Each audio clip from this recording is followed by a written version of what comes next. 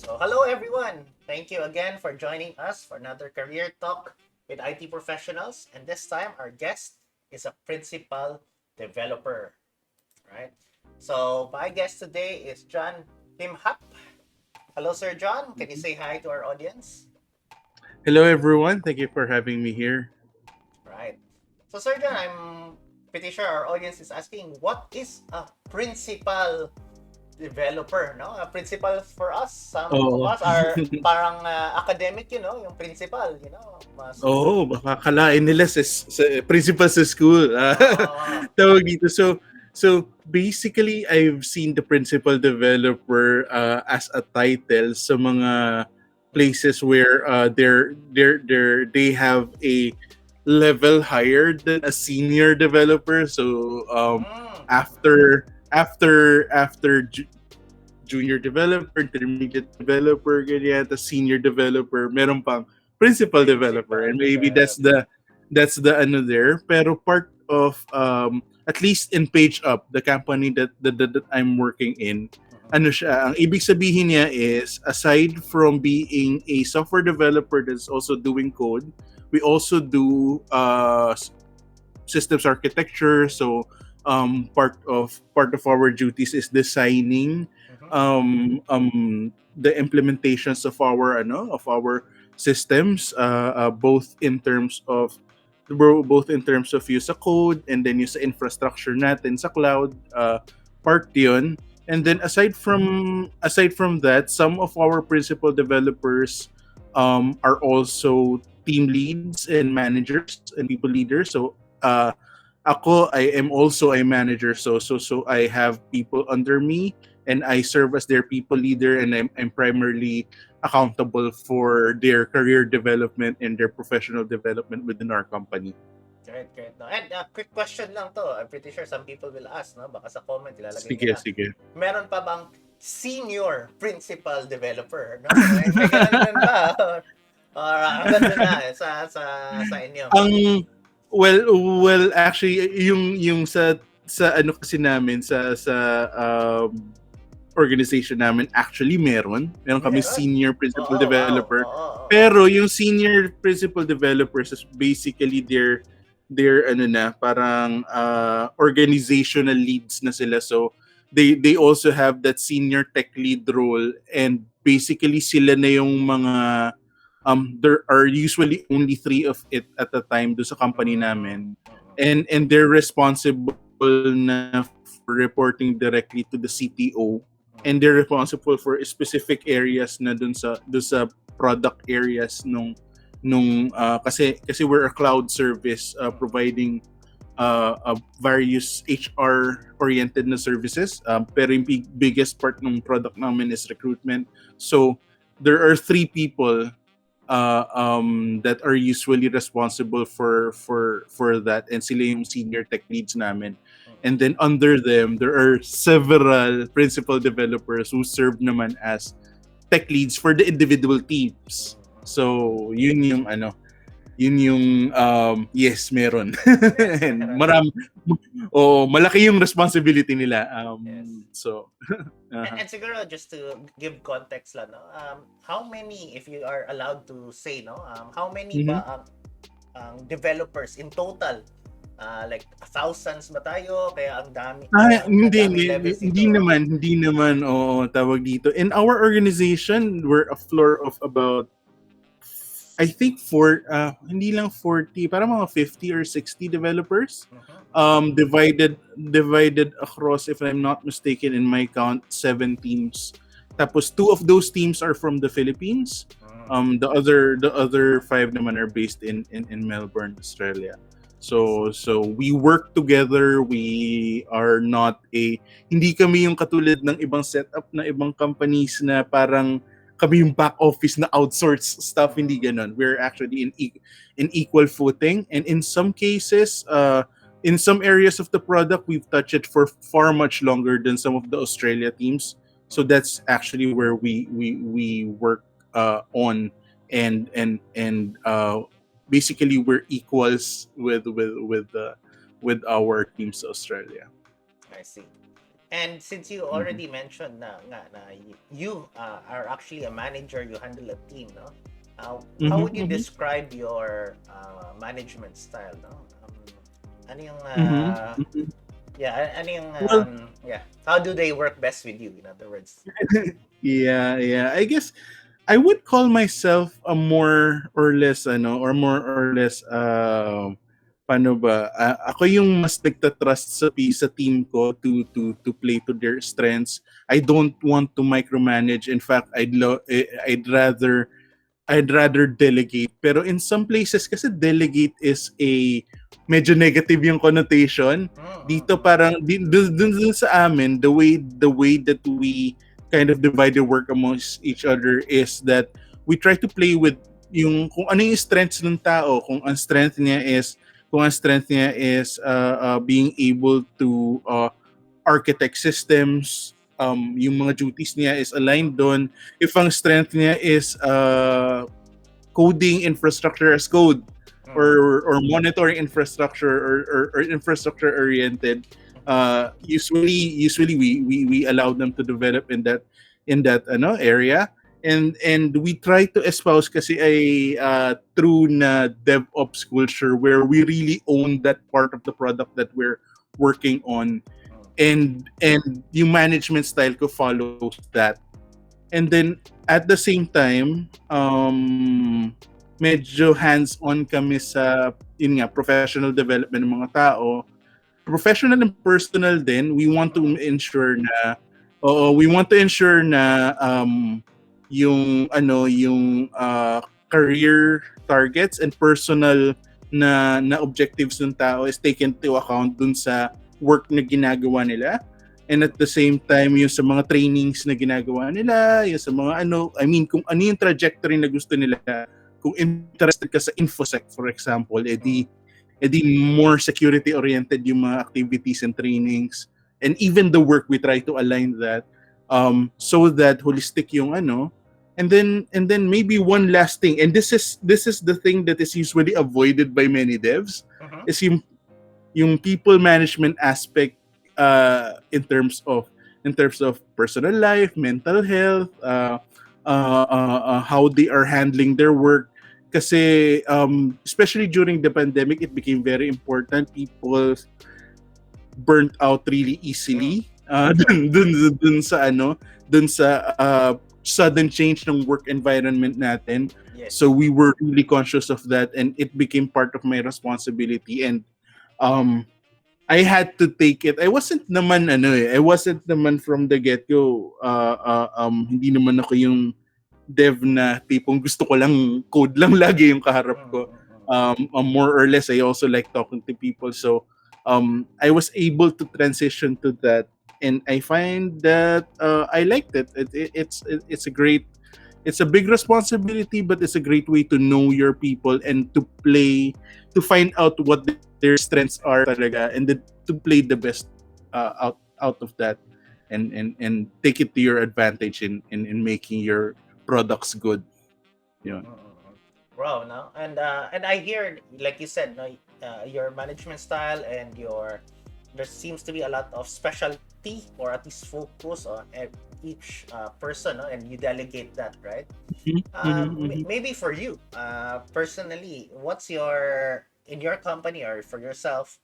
mhm, What specialty are you pursuing, or like what's the most valued um, approach for you, or what you mhm. delegate? What don't you delegate? Because you're the best at that. No? Oh, parang ganun. Ganon.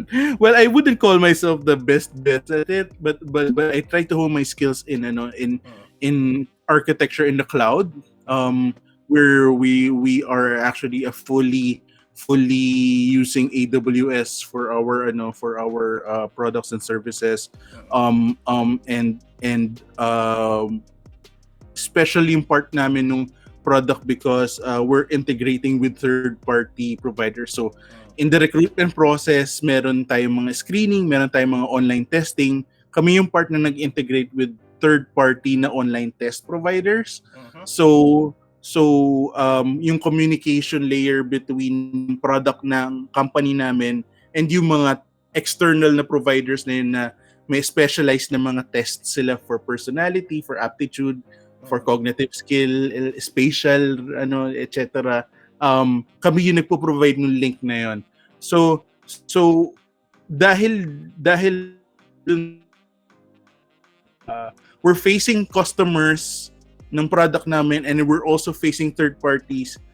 Malaki yung implications sa performance, kasi dependent kami na rin dun sa performance ng outside na systems na ginagamit namin. Correct. Malaki yung implications sa security, kasi basically hindi lang yung security ng users yung inaalala namin, naalala rin namin yung security ng third parties na nakakonect sa amin.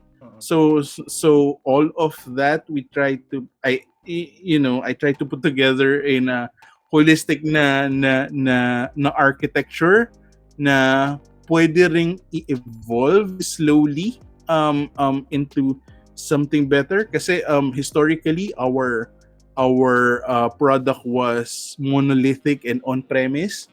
And then we made this really big shift a few years back. Even before I joined the company, they were trying to make a big shift from that monolithic na product into a distributed systems on the cloud na properly implemented the microservices and all of that.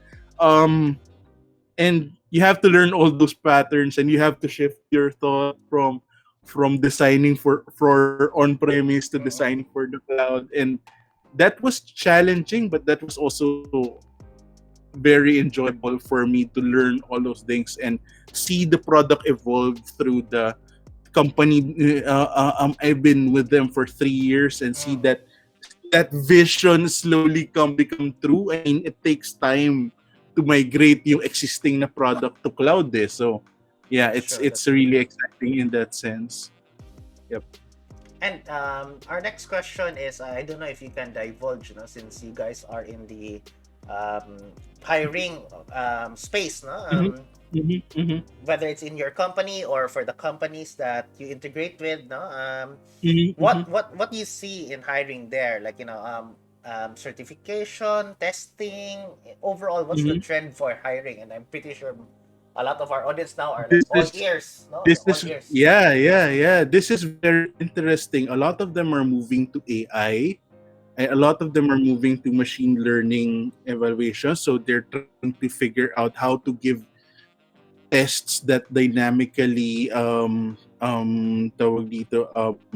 adjust given the number one, given the job, and number two, given the overall performance ng mga nagtitake ng test. So ang problem kasi with traditional na online test is that they usually only have a set number of questions na multiple choice. Yes. Tapos the randomization that they would give you is just iibahin lang nila yung order ng ABCD or or iibahin lang yung order ng questions, but it's actually the same questions and everything. Or may question bank. Diba minsan may question bank. May question bank, and we're starting to see trends towards more tests that are more tailor fit dun sa industries. And then yung passing, halimbawa yung criteria nung pag-scoring niya is dynamic depending on the moving average ng performance ng mga tao. So if they want to identify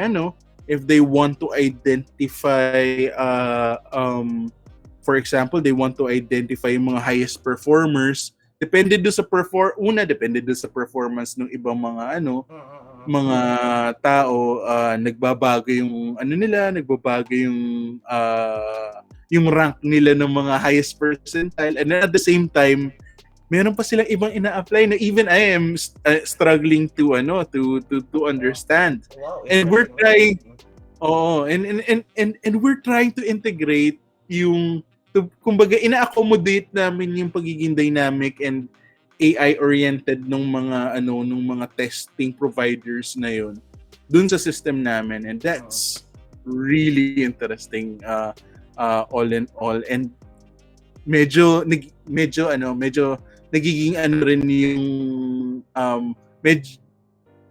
we're coming to a point where we can't really predict what tests will they come up with, or what kind of system they come up with. There are a, there are a lot of startups kasi on testing, for example, na they're introducing AI na video interviews. So basically, yung nag-i-interview na doon sa tao is an AI. Yeah, that's also coming in, and we're gearing up for those kinds of things to come into our system. So it's an very interesting AI screening muna bago human. That's a yes, exactly. Oh. Right. So going back a little bit, no, for Sige. our audience, maybe you can start off presently, you're the principal developer, and some people will wonder, how did he get there, right? What was his journey like? Will that be similar to my journey if I look X years from now? Yeah, so maybe we can start off from your schooling, or even before that, if you have something to share. And then how you got here. Yeah, I have an interesting story, I would say, from how I started programming. So nung 12 years old lang ako, I just finished grade 6. I was entering high school. Basically nagkakalkal ako dun sa storeroom ng grandfather ko. Yung grandfather ko, meron siyang boarding house noon sa TM Calao near Adamson University. And sometimes a lot of the boarders, the students, they leave junk behind, True. So some of the junk that they leave behind are books. And I found a copy of a GW Basic Manual among those, and then sabi ko, oy, okay to, programming, ganyan. And I really just wanted to draw circles on the screen. And this was the time na PCXT, monochrome monitors, very bare pa yung graphics, wala pang pictures on screens, etc. So I wanted to play with it, and was pleasantly surprised when I found that the DOS, alam mo, boot diskette dati na DOS, na pinapasok mo, it actually had GW Basic in it. So using the book as a guide, I started trying out the different commands. I learned how to draw things first and write text. I didn't know about Hello World. I found it funny when I found out about Hello World na meron na akong intro to some programming. And then I learned about loops, I learned about if-else, di ba? Doon lang nagsimula, and nalipat yun sa nung high school na ako. I started playing with Visual Basic 4. Visual Basic 4. Lumalabas yung edad ko, diba? Visual Basic 4, and then syempre when I went to, I actually didn't take up computer science. I took up ECE at first, where but I failed a few subjects, and para ko masalba yung college ko, I had to shift. And nag-shift ako to physics. Physics. And I actually finished in a Bachelor of Science in Physics degree. Pero I had reached out to my computer subject professors who had then moved to industry, and doon ako unang na-hire. And the rest was history. I've gone through so many companies. Some of them are short. Some of the stints are very short, and some of them colorful yung yung pagkaalis ko. Pero yeah, that journey to where I am now it hasn't been necessarily easy, and it hasn't been necessarily straight, but it's very fulfilling. And yeah, naging mas fulfilling pa siya nung I started with yung sa community mga 15 years ago, ganun. Right. Yeah, yeah, that's how I got here, more or less. Yeah. And speaking about community, no, you interjected that in that journey, no. Would you say this is your passion, and is there something like uh, Well, you could yeah, think it, and how did that passion probably help you? yeah. Well, sabihin na natin, nag-start lang ako na nagjo-join din lang ako ng mga community events with the when Philippine .NET Users Group started back in 2005. I think hindi pa ako involved no with the leadership. Hindi pa ako involved no with the organization at all. Pero na-amaze ako doon sa nakita ko na parang yung passion na dine-demonstrate ng mga speakers sa ng mga speakers na nagto-talk and everything, and I wanted to have a part of it. I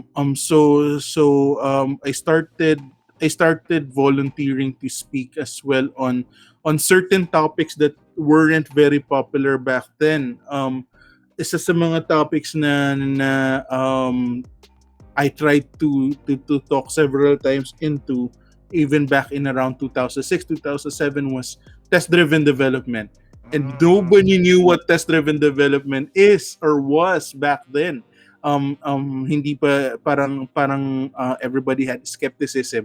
Hindi katulad ngayon na more or less parang standard na siya, na parang you're expected to have tests in your unit tests in your system. Nung araw, parang, why do I have to test that? I can test it manually, di ba? Ganun yung mga ng tao. Pero hindi lang naman test-driven development yung pinag-uusapan. Pero I like, I worked with the club. I worked with their events and everything. I had a special, I guess the best moment for me was when I was first awarded yung Microsoft Most Valuable Professional Award in 2009. And that opened doors as well. Because of that award, medyo nagkaroon tayo ng recognition sa community.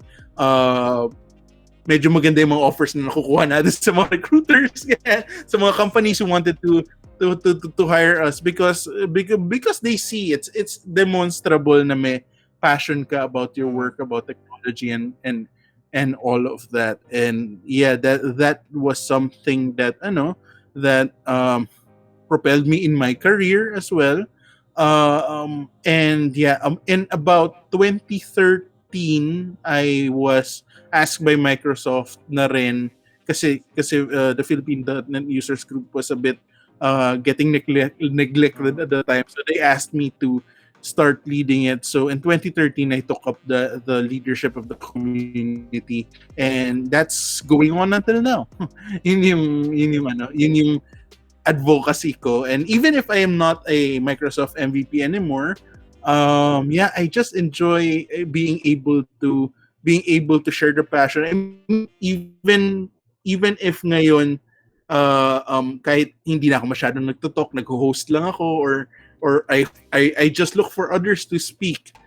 Just being able to provide that venue para mag-share knowledge, malaking bagay yung and natutuwa ako doon sa mga nakikita ko na nabubuhayan yung passion nila dahil doon sa mga topics na pinapresent. Right. And again, shout out sa .NET, right? User Group. Yep. So Philippine .NET Users Group, Philippine .NET User Group. I'll also put the link to their group below, just in case if you haven't heard of them, and you wanna follow them, I'll also put the link below. Sige. Well, the best place to link there is yung meetup namin, which is meetup.com/PHINUG, PHINUG. So makikita niyo dun yung monthly events namin right now. More or less every 15th of the month. Tawag dito. Yeah. So subscribe now. Yes. sa more or less about the middle of the month, 15th. Sometimes na babangga namin yung yung AWS Users Group. Yeah, pero sana most of the time we try to avoid it para din makita nung ibang, pero chance for people to attend live the different events. But yeah, we're lining up so many speakers, and one unexpected benefit ng pandemic, speakers from abroad.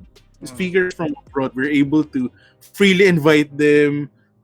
They were very willing to wake up 4 a.m. in the morning their time just to speak with us. So nakakatawa yung ano. True. And we love .NET. No? In fact, soon, we're looking at .NET user group with AWS. Like a special group. Deployment there. Absolutely. I absolutely. I mean, you know, one funny thing right now is that I'm able to use a lot of TypeScript and .NET in infrastructure as code more than you could use in Azure. so that's the funny thing, yung AWS CDK kasi you could actually define some of your infrastructure using TypeScript or C#. Yes. Whichever you're comfortable with. So that's a strange quirk, pero yun, we do a lot of .NET Core APIs and services, REST APIs, either on containers or sometimes a lot of our lambdas are implemented in .NET Core as well, either .NET Core or written on TypeScript and running on Node. Those are possibilities. That I love the fact that we can mix up all these technologies, and you know, it just increases yung possibilities with the cloud systems, and I think it's great. I think that's great for the community. Yeah. Yes, it's totally great. No? In fact, I don't know if it still holds true, but I believe Microsoft is one of the largest contributor to open source. No, you'd be surprised. Yes. They've contributed a lot to. They've contributed a lot to Linux. They've contributed a lot to I forgot which libraries specifically, but even the .NET ecosystem, ASP.NET, for example, is open source now. The C# language is open source. TypeScript has always been open source from the get-go, and there had been this big paradigm shift in the past 15 years, where Microsoft opened up to open source, and it became their main main strategy na for development, and that continues. I mean, they've also purchased GitHub, diba? And that was one of their biggest things, and Yes. they also employ they also employ some of the biggest names in open source, like Yes. Newton Jason Ping, who is yung use a Newton Soft JSON. That's all a product of that shift. So if in the past people had thought na Microsoft wasn't committed to open source, or it was just a passing fad, I think the past decade has been approved that that's it's first class in their strategy now. Correct. You know, speaking about all of this growth, openness, many people look up to you, the young ones. They see you as sir, ganun, sir. You know, Sir John. Sir John. No. So, siguro, for in your own words lang, no, which is, what makes you successful, or how do you define success? How do I define success? That's hard to answer in as much as people probably see me as successful, sometimes it's hard to see myself as such, kasi syempre you always want to you always have higher standards, or you always have more goals for yourself, and you see yourself that if I don't get there, ang masasabi ko lang na siguro common na misconception ng ibang tao. I mean, I have met in my career, I have met people who others probably would consider successful, like people like Scott Hanselman. He's a popular na blogger na proponent ng ASP.NET systems, and I've met Anders Helsberg, who created the C# language and the TypeScript language. Um, what they always also say is that they're normal devs din. Meron din sila mga bugs na nahihirapan sila, hindi nila malaman kung why does this work, tapos ngayon it suddenly works, hindi rin nila alam why. Alam mo yan, that Yeah, also that's right. happens. Yeah. Hindi rin- alam mo yan, that also happens to them. They have bad days, they have days where they have days that are unproductive, they have days that they can churn out a lot of code. And they're normal people with normal problems, but I guess the extra that they went is because they share this to others, tapos hindi nila kinikimkim, and at the same time very they're not afraid to ask questions. Even if people look up to them already, they're not afraid to say na eto hindi ko alam ito. I'm asking people this question even if it feels like it's a dumb question. That openness will lead you to to una gain more knowledge, and at the same time open din sila to their own failures. I mean, they recognize na failure leads to learning, and maybe that's something that's helpful for people to know, that the people they look up to or the people they consider successful also fail, and they potentially nga they fail a lot more. That's why they recognize what success is, kasi mas marami na silang na-try, mas marami na silang nasubukan na hindi na work. And yun, try new things, try sharing your passions to others, and sometimes that will lead to an aha moment, or that will lead to you being able to learn a skill na wala yung iba sa organization mo, and then makontribute mo yun, and that leads to recognition, promotion, that leads to or kung hindi man ikaw ma-recognize sa company mo, ma-recognize ka sa labas, and that might lead to a better opportunity. So yun yung masasabi ko doon. Right. No? And sir, in this parts, no, in terms of failure, succeeding, some IT have the feeling of imposter syndrome. Yes. Yeah, maybe you can shed light on this. No?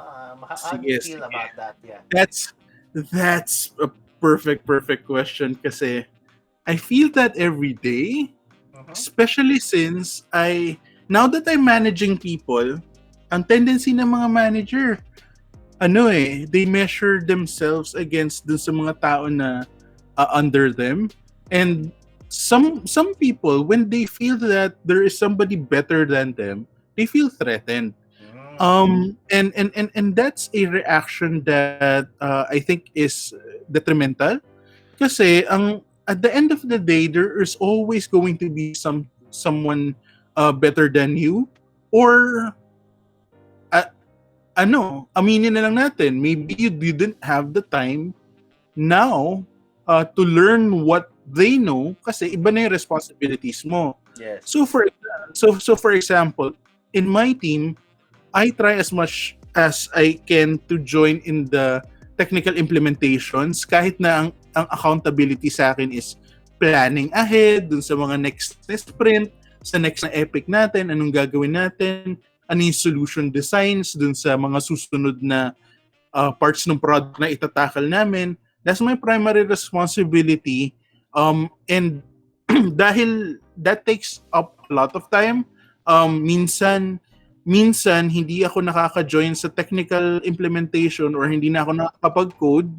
Yun. So some managers always say na ang kaharap ko na lang ngayon is PowerPoint, saka email, saka Excel. Na gano'n na lang yun yung mga reklamo nila. So sometimes that happens to me. And so minsan I will deliberately take a story na wala akong alam. Pero ang i-prepare ko sa akin is somebody who's junior, somebody who's low, yung team member ko na their ranks are lower than me. And I am amazed at their level of knowledge. Alam mo yun, na And speed. Kung Oh, bilis oh, nila and mag-isip. speed, ang bilis nila mag-isip, kabisado nila yung ano. I have a junior, for example, that walked me through AWS CDK very fast, and I was like, I should be the one teaching this, but she's better than me. Alam mo yun? Mm-hmm. She's a junior developer with 4 years experience, and I'm the guy with 20 plus years experience. Pero yun magkaka-imposter syndrome ka talaga. Pero doon mo dapat talaga i-recognize na number one, you won't have the time to learn it all, and you should not. Tawag dito, parang that's not what the duty of a manager is. The duty of a manager is and a leader basically is to empower their people. And the fact na nagagawa niya yung trabaho niya ng ganun kabilis, I know that I've set the stage para makapag-work siya ng ganun ka efficiently and ganun ka and the problems are well defined, wala silang blocker. That makes me feel better about myself, I guess. kapag I know that the my people are empowered to be able to do their jobs well. So yun, you just deal with it every day na by accepting na especially as you grow older, Yes. medyo bumabagal na yung learning curves natin, nagiging mas steep na, bumabagal na yung and you really just don't have the time anymore because you have other responsibilities. So tatanggapin mo yun, and I am very grateful to be surrounded by very smart people who do their jobs very well. Right. No. So, Sir John, that basically wraps up our show, no? But before I let you go, any shout outs or last advice or how to be you po, anything that you want to share with our audience, no? Well, first I'd like to thank you, Raf, for inviting me Thank you for also. this. Thank you very much. And maybe I just have a shout out to the Philippine .NET Users Group, and to everyone subscribed to it. Thank you very much for your support. Again, just join us sa meetup.com. Look for Philippine .NET Users Group, and you can find us. And we're doing our best to line up really interesting topics for everyone. And maybe kung sa last na words or shout out or anything, well, shout out to the PageUp people. We do have an opening. so if they want to reach out to me rin, Of course. tweet me at yung username ko sa Twitter is Latex, LATTEX. And you could tweet me there, or maybe even at PHINUG would do, but I try to keep that for the org. And keep on learning, keep on trying things. Don't be afraid to make mistakes. Madami kayong matututunan, and at the end of the day, share it with the different groups in the Philippine tech community, kasi madaming venues, and the leaders are really great sa PH tech community, and really supportive. So take advantage of all those opportunities, and malayo mararating nyo. Right. So guys, thank you again for staying with us this entire almost 40 minutes now. Thank you for listening to us, and I hope you guys learned something new today. Thank you to our speaker, John. And that's it. Thank you and goodbye, everyone. Bye. Thank you as well. And of course, if you like our content, don't forget to hit that like button, subscribe button, and notification bell. Bye, everyone.